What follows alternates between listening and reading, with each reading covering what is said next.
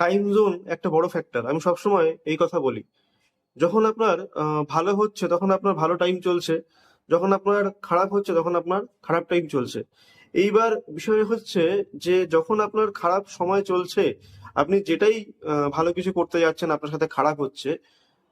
একটা জিনিস বুঝতে হবে যে এতটা খারাপও যাতে না হয়, যাতে আপনি উঠে না দাঁড়াতে পারেন। তো সেই জায়গার ব্যাকআপটা থাকা কিন্তু খুবই জরুরি। এবং সেই ব্যাকআপটাই হচ্ছে আপনার সাপোর্ট। এখানেই কিন্তু অ্যাস্ট্রোলজির কাজ। আবার যখন আপনার ভালো সময় আসছে, তখন এরকম না হয় যে সময়টা আসলো, আপনার হাত থেকে চলে গেল। আপনি যাতে সেটাকে ফুল ইউটিলাইজ করতে পারেন, সেটাও কিন্তু দেখতে হবে। এখানেই কিন্তু অ্যাস্ট্রোলজির মেন কৃতিত্ব। তো বিষয়গুলোকে এইভাবে কিন্তু সাজাতে হবে। সাপোজ আপনি বেরিয়েছেন বাড়ি থেকে সঙ্গে একটা ছাতা নিয়ে, বাড়ি থেকে বেরোনোর সাথে সাথে ছাতাটা আপনি খুলে দিলেন। না রোদ না বৃষ্টি, কিছু নেই। তো এটা আপনি একটা মনের মধ্যে একটা ভয়, একটা অ্যাংজাইটি, একটা বদ্ধমূল ধারণা আপনার মধ্যে রয়েছে যে হয়তো বৃষ্টি হতে পারে, হঠাৎ করে যদি রোদ ওঠে তাহলে কি হবে। এই বিষয়টা কিন্তু আপনার মনের মধ্যে চলছে। কিন্তু যদি সঠিক টাইমে আপনি ছাতাটা খোলেন, এরকমটা হতো আপনি নর্মালি ছাতা নিয়ে বেরোলেন, দেখা গেল খুব জোর বৃষ্টি নেমে গেল, তখন আপনি ছাতাটা খুললেন, সেটা কিন্তু হবে প্রপার ইউটিলাইজেশন।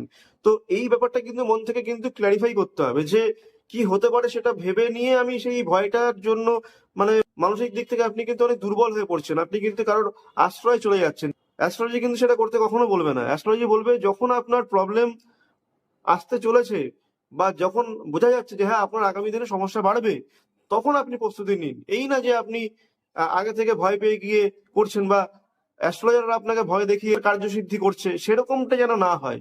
এই জায়গাটা কিন্তু বুঝতে হবে নিজেদেরকে, তাহলেই কিন্তু সাকসেস হতে পারবেন। না হলে কিন্তু একটা সময় পর মনে হবে অ্যাস্ট্রোলজি ভণ্ড, যেটা কিন্তু অনেকের মনে হয় বা হয়েছে। বিশেষ কিছু কারণ আছে তার জন্য। হ্যাঁ, এবার বিতর্কিত বিষয়, অনেকে মানেন না বা অনেকে জানেন না, না জেনে কথা বলেন, সেটা তো আলাদা, সেটাতে আমি যাচ্ছি না। আহ, প্রাচীন কাল ধরে আমাদের বৈদিক যুগ থেকে বৈদিক অ্যাস্ট্রোলজি চলে আসছে, এবং এর প্রচুর নথি, প্রচুর বই রয়েছে, এবং প্রচুর পড়াশোনা করতে হয় তার জন্য। সেটা বুঝতে গেলে, সেটা জ্ঞান অর্জন করতে গেলে এটার প্রপার ডিগ্রি রয়েছে। হ্যাঁ, তো সবকিছুই একটা ব্যাপার আছে। তো নলেজ তখনই পারবে যখন মানুষ সঠিক গাইডেন্স পাবে, সঠিক জ্ঞান অর্জন করতে পারবে। অ্যাস্ট্রোলজিকে যদি কেউ নিজের পেশা হিসাবে প্রথম থেকে ধরে নেয়, তাহলে কিন্তু কোনোদিন সে প্রপার অ্যাস্ট্রোলজার হতে পারবে না, বা তার মধ্যে সেই জিনিসগুলো কিন্তু তৈরি হবে না। সে সবসময় ভাববে আমি কি করে পয়সা রোজগার করব। এই ধারণা তার মধ্যে কিন্তু চলে আসবে।